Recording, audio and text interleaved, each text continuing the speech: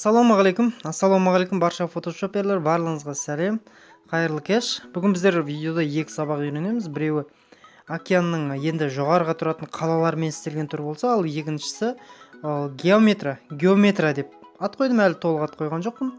Сол фотошоп түрін үйренеміз. Екеуі де ондай қатты қиын емес. Біріншіден рисовайтқа кіреміз. Бізге новый слой ашылып тұрғанын тексереміз, фотоға кіреміз, және де керекті фотоны аламыз. Мінекей дәл осылай өткендегісін жоғары қойсақ, енді бұны астына қарап қоямыз. Мінекей осы бұрышқа үлкейтіп қойып аласыздар. Дәл осылай кейін өшіргішке кіріп, бұны фигура арқылы өшіреміз. Мінекей осы жерден төрт бұрышын таңдаймыз.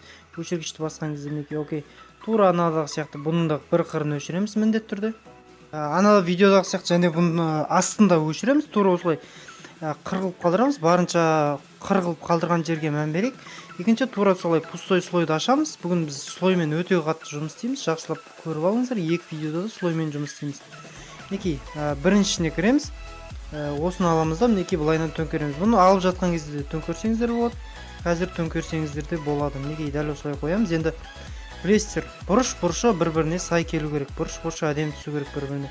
Бұл видеоның осындай қасиеті бар. Мінекей көріп жатсыздар, бұрышы дәл түсу керек. Дәл түскен кезде осылай әдемі болып шығады. Барынша қосатын тауларыңыз немесе тал болса, барынша сол екеуінің сәйкестігін тексеріп алыңыздар. Мінекей бұл бізді бітті. Редактировайтқа кіреміз. Әрмен қарай енді бұны қырқу жұмыстары, обрезать білесіздер. Бұны мінекей бұл алдыңғы океаннан бұның ерекшелігі, бізде океанды төменге қаратып жіберсек, бұл енді қала жоғарыға қарап кетеді. Міндетті түрде повернут, қайсысы тура келетін повернуттарды тексеріп аламыз. Мінекей мен видеоның соңында бұның тағы да басқаша қырынан повернут еткем, соны көрсеңіздер болады видео соңында. Мінекей міндетті түрде клонировайтқа кіресіздер. Клонировать деген папка функцияны білесіздер, өте жақсы функция. Тура осыны келмей қалған жерлерін бұл келтіріп аласыздар. Мінекей суытта осыны клонировайтпен алып тастасаңыздар да болады. Мінекей керемет бұны. Осы функция маған өте қатты ұнайды. Кез келген фотошопым дұрыс шықпай қалса да мен қорықпаймын. Осымен кез келген жерді жауып кете саламын. Мінекей дәл осылай мінекей көрдіңіздер. Жоғарыдан қырға қарап тұрған сияқты болады бұның ерекшелігі. Мінекей тағы да повернут қылып аламыз. Мінекей осылайынан қоямыз. Мінекей байқасаңыздар, видеода менде төменде адам тұр, соған байланысты осылайынан қойдым.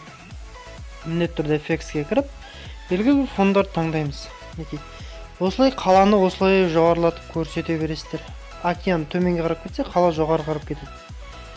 Мінекей енді біздің екінші сабақ Дана Кентай. Мен бұны арнайы клипартпен қырқып, дайын фонға қойған кезім. Қырқу білесіздер, ерайсермен қырқылады, оны көрсетпей қойын. Рисовайтқа кіреміз. Мінекей слойды ашып, ашылған тексеріп тұрамыз. Бірінші түс таңдаймыз. Мінекей түс таңдадық. Енді фигураға кіреміз. Бүгін біз фигура және слоймен өте көп жұмыс істейміз. Толық сумен жұмыс істейміз. Бірінші сызықты аламыз. Окей. Тура осылай үш сызық аламыз. Енді сіздердің идеяларыңызға қарай ғой. Мен өзіме осы үш сызық осындай стильді қатты ұнатым. Бұны фэшн стиль дейді ма? Мода стиль дейді, қателеспесем. Мінекей енді өшіргішті алып, өшіргішпен өшіріп шығамыз. Көріп жатсыздар. Өшіргішпен, яғни адамның үстін өшіреміз. Бұл бізде план бойынша сызық артынан өшу керек. Сол үшін біздер өшіргішпен үстіндегі мінекей юбкасындағы, басқа аяғындағы, барлық жеріндегі осындай ақ сызықтарды өшіріп шығамыз. Мінекей окей, аяғы. Дана Кентай есімді әнші, барлығыңыз білетін шығарсыздар. Өте тартымды әнші деп айта кете салайын. Екінші бізде тағы да пустой слой, тағы да осындай бір пустой слой ашамыз. Енді фигураны ауыстырамыз және де түсін ауыстырамыз. Бірінші сары түс. Егер сізге сары түс ұнамаса, басқа түс таңдауыңыз мүмкін. Қателеспін, жасыл түс дегенім ғой.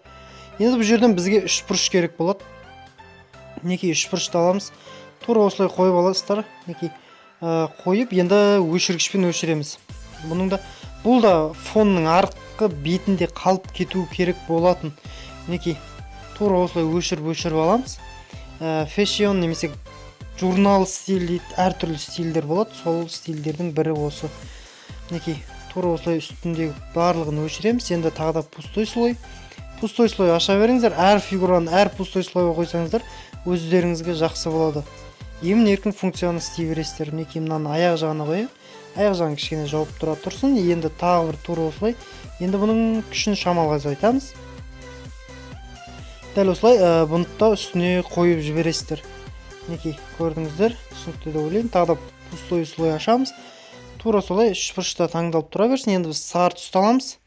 сары түс. Окей, ашық сары керек. Мінекей 3 бұрышты алып мына жерге қойып, енді барынша түсін азайтамыз. Мен бұның тағы бір басқаша түрін жасадым. Енді оны да видео соңында көрсетемін.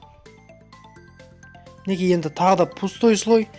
Пустой слой енді слой және де фигура. Бұмен көп жұмыс істейсіздер. Енді көк түс таңдаймыз, ашық көк. Онымен енді домалақ қолданамыз. Неге десеңіздер, қазір осы домалақтың ішіне біз жазуымыз керек. Мінекей бұны бір бұрышқа қоямыз. Мінекей қойылды. Осы домалақтың үстіне енді ақ түс тоже домалақ болды. Бұл да домалақ. Енді тағы бір жасыл түсті аламыз. Бұл да домалақ. Тура бір-бірінің үстінен келе жатқан сияқты болады. Окей, мінекей.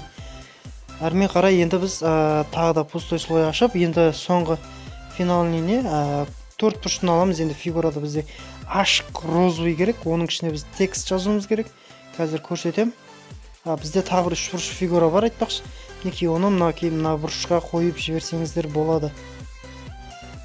Мінекей көріп жатсыздар. Окей.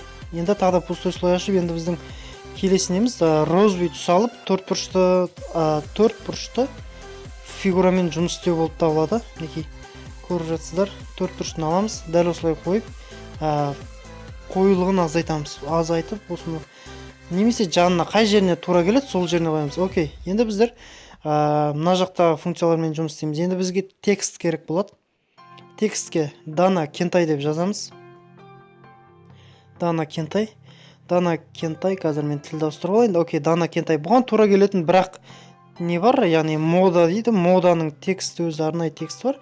Яғни Шанель деген шрифтерге ұқсайтын бір текст бар. Мінекей Дана Кентай, осыны не аламыз? Бұл тексттер барлығыңызда бар. ТК. Мінекей барлығыңызда бар бұл тексттер. Кімнің пиксарты бар? Барлығыңызда бар. Кейін менен қайдан алдың деп сұрамау үшін айтып жатырмын. Бұған тең қоямыз. Жаңа домалақтың ішіне жазамыз деген осы. ДК, яғни Дана Кентай. Мінекей қойдық. Мінекей ана жоғарысына жаңа қызылға ашық қойдық. Мінекей бұған FX меніңше маңызды емес сияқты, өзінің суреттің өзі әдемі болып табылады. Мінекей. Достар, көрдіңіздер. Дана Кентайға дәл осылай фотошоп жасадық. Сіздерге ұнады деген ойдамын. Бұны мен геометрия емес, мода деп қойған дұрыс көрдім.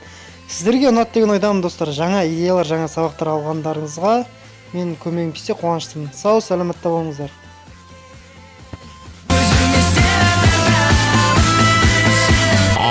Қалай қарайсың?